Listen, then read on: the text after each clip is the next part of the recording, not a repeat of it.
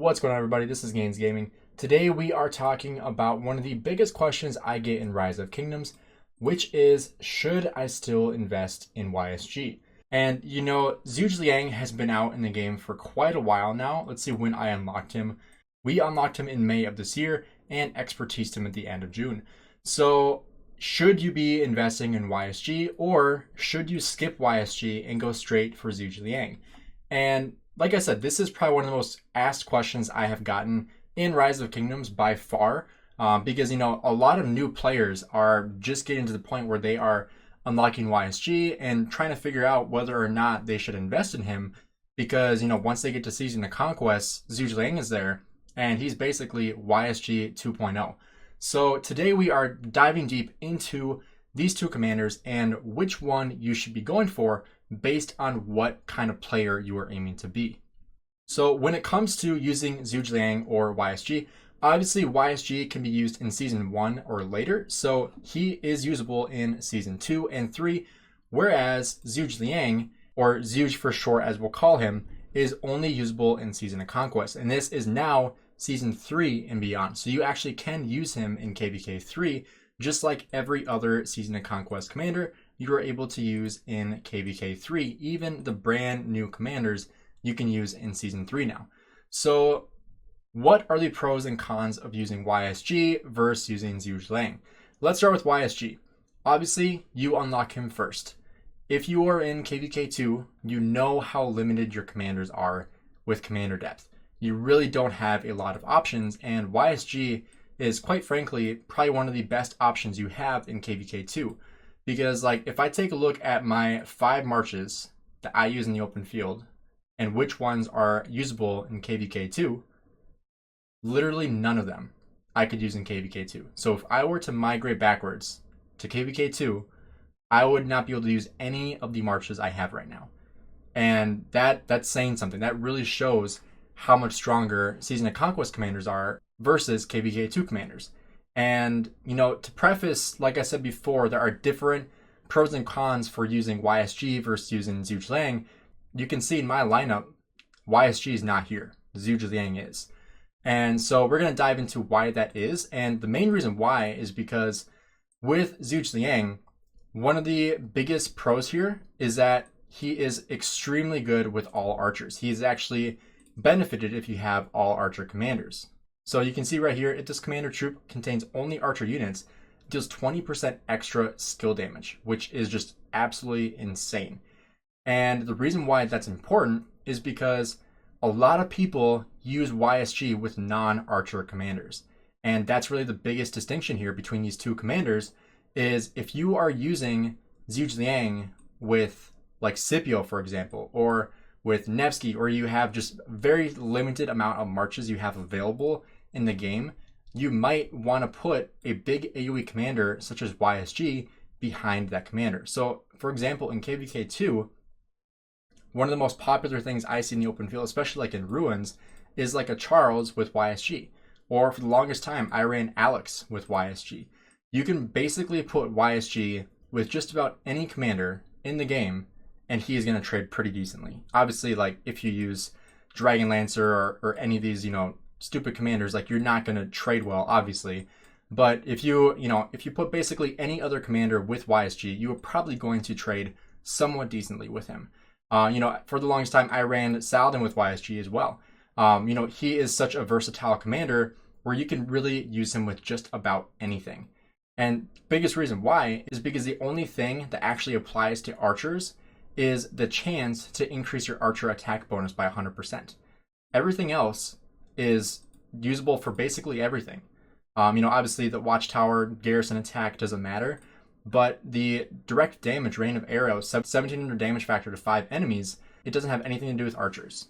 Expertise, same exact skill, doesn't have anything to do with archers. The force skill, 50% increased skill damage.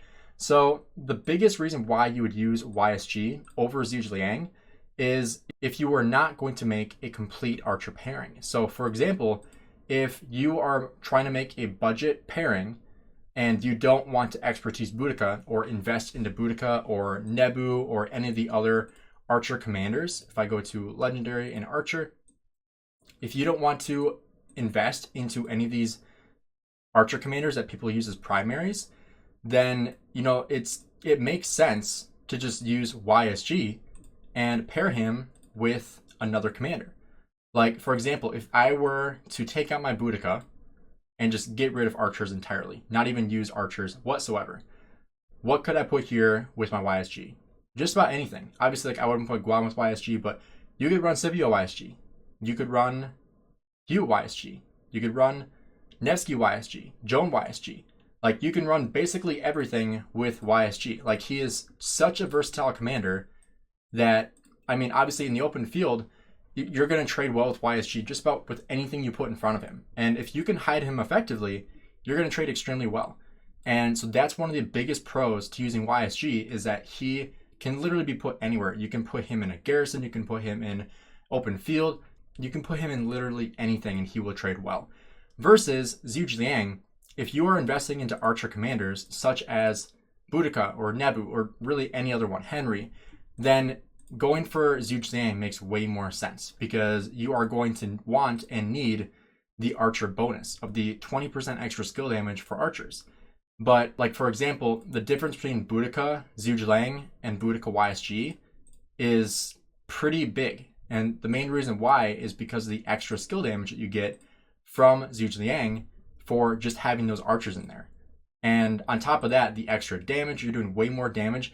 I know people are going to say in the comments like, well, YSG has 50% increased skill damage and Zhuge Liang only has 20, but you're doing way more damage too. You're doing way more damage. You are also making the enemies deal less damage to you, which is even bigger. You are also increasing your overall health, archer damage, extra damage factor, and you can also gain an extra 10% damage from his 4th skill here. So, you know, it's such a no-brainer. If you are using all archers, then you should 100% be going for Zhuge Liang. If you are wanting a commander that is way more versatile, you can put him anywhere you want on your lineup and he will do well. YSG is still your guy. So that begs to answer this question. If I am just starting off the game, should I even bother investing in YSG? And I think that really depends on what kind of player you are looking to be. If you are going to be only running 2 marches in the open field, because some people can only afford to run 2. If you can only run 2 marches in the open field, I mean, I honestly don't think Boudica is in that lineup. That's kind of a hot take, but with how targeted she is, I honestly don't think she's in that lineup. And, you know, for me, my Boudica gets hit first. It gets swarmed down. Trades aren't even that great with my Boudica, even though I have basically one of the best open field archer marchers in the game, Boudica Zhuge. And the gear, obviously it still has some epics, but still really solid gear. My armaments are pretty decent as well. You know, 8.5% health plus an additional 7% health here. Like, I have 15% health in my armaments, and it still trades pretty negatively in the open field because she gets swarmed. Versus if you were to do, you know, Nevsky Joan and Guan Harold. If you were to do, say, Nevsky Joan and Guan Scipio or Scipio Sargon. Like, those pairings are way better than the Boudica Zhuge, mainly because you were just going to trade way better. Because they are just such less priority targets, whereas like the Boudica, you have to take out the Boudica because she is going to just destroy your murder ball if you don't take out the Boudica, you know? So that is why I would recommend for those kinds of players to still go for YSG. And the main reason why is because then you still have a commander to use in KVK 2 and 3. Because if you are a new player, you don't have these Season Conquest commanders going into KVK 3. You need something that's actually going to be able to help you get kills, and YSG is that commander. He is still going to give you really good trades in the open field. He's still going to give you lots of kills. You can still AoE barb with him. Yes, it is expensive to expertise YSG, and there is the argument of waiting until Season of Conquest to, you know, just invest in the meta commanders such as, you know, Scipio, Nevsky, Joan, etc. But I would say, like, the only commander you should expertise pre-Season of Conquest is YSG. That is the only commander that you could have any argument of expertise in before Season of Conquest. The only one. So in Wheel of Fortune, you should not be spending any other commander besides YSG, in my opinion. Especially if you are one of those players that only is going to field 2 marches in the open field, because otherwise, like, why are you spending all those gems on, say, Alex? Like, why are you spending all those gems like on the Alex wheel, or going for some of these other commanders? Like, why not just solely focus on YSG, get as many heads as you can from him from the wheel, and then spend your gold heads on him? But like I said, it's a case by case basis. So somebody who is not in that situation, so probably 70% of the other players in the game, they should be doing Zhuge Liang instead. So I would say from a vast majority should go for Zhuge Liang, because the vast majority of players are going to field more than 2 marches. And if you are fielding more than 2 marches, this is going to be your Archer March, 100%. YSG is not in the mix. It's Boudica and Zhuge. You can go 5-5-5-1 Boudica. You can avoid expertising her to save heads. But if you are going to use archers in Season of Conquest, YSG is not a commander you should expertise. However, like I said, if you are only going to run 2 marches or less, 1 or 2 marches, YSG, it is perfectly reasonable to expertise YSG right now. I do think a majority of people should be using Zhuge Liang, but that small minority where it is way more applicable to you go for YSG and save lots and lots of heads, because you are going to get that value anyway. And you can still use YSG in Season of Conquest and trade really, really well with non-archer commanders. So that's really the main reason, because if you, say for example, you expertise Scipio right when you get to Season of Conquest, or you expertise Nevsky right away, and then you're saving up heads to get your Joan Prime maxed out, you're saving heads to get your Sargon maxed out, to get those 2 main marches, you can still use YSG with either of those commanders. So you can go Nevsky YSG and you can go Scipio YSG. Is it perfect? No. But is it good enough to still trade really well in Season of Conquest? 100%.